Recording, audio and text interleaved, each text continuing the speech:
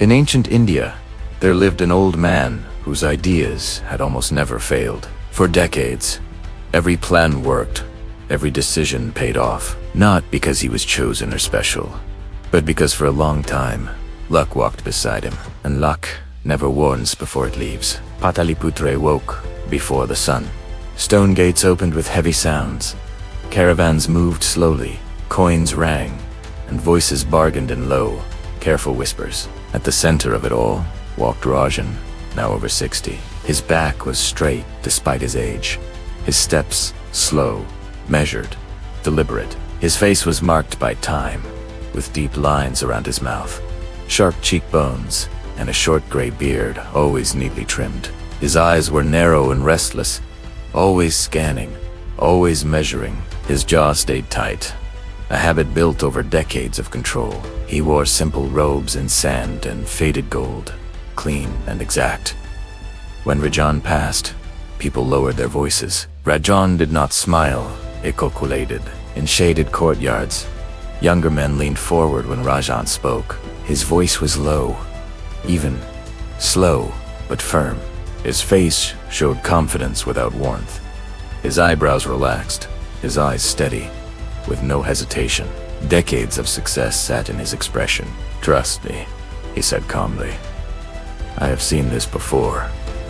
And many times, he was right. Each correct decision carved a belief deeper into his aging mind.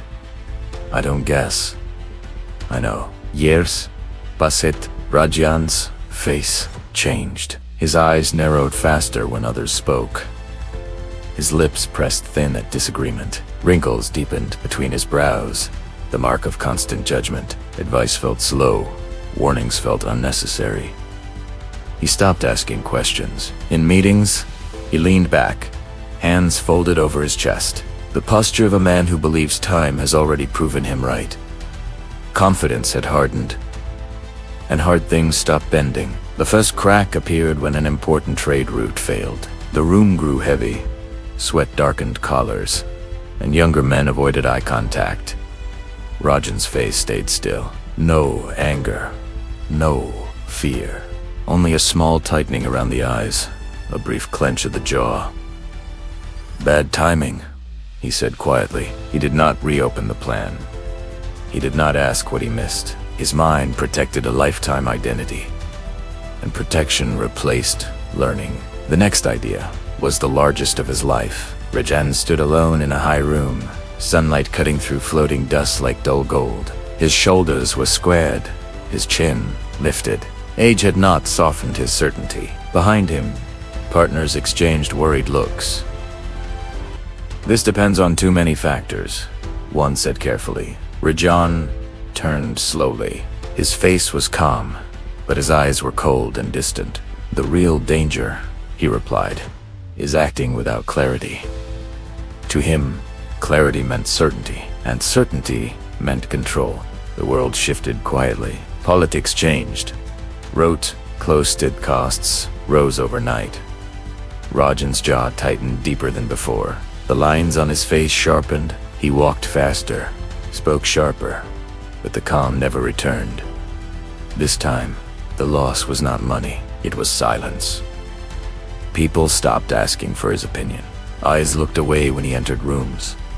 Trust had vanished, and trust leaves no sound when it goes. Alone in his chamber, Rajan sat in silence. His shoulders sagged, his breathing became shallow. For the first time, confusion crossed his face. Not panic, not fear. Disorientation. He realized something painful. He did not fear poverty. He feared becoming irrelevant. His ideas were not just strategies. They were his identity. And without them, he did not know who he was. Days passed quietly. No meetings, no praise, no voices seeking him. Rajan's face softened, the jaw unclenched, the eyes slowed. Age finally taught what success never did. Ideas do not create wealth. Behavior does. Ideas fail. Systems adapt. Ego resists, especially after 60 years of being right. When Rajan returned to the market, he moved differently. He leaned forward when others spoke. He asked questions. He listened.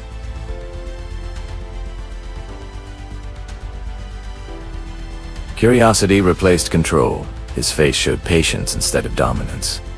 Eyes open, jaw relaxed. He tested ideas in small steps, planned for error. And slowly, quietly, something returned. Respect. Not for his certainty, but for his humility. When success becomes your identity, learning becomes your enemy. Ideas turn into gold only when ego steps aside.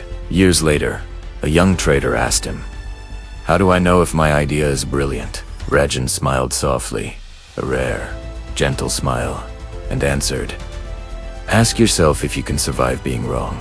If this story made you uncomfortable, it touched something real. Most people don't fail because they lack ideas. They fail because they protect their identity. If you want more stories about money, power, ego, and stories that sharpen the mind instead of feeding it, subscribe to the channel. Share this with someone who believes age equals certainty. And ask yourself, honestly, are your ideas still serving you?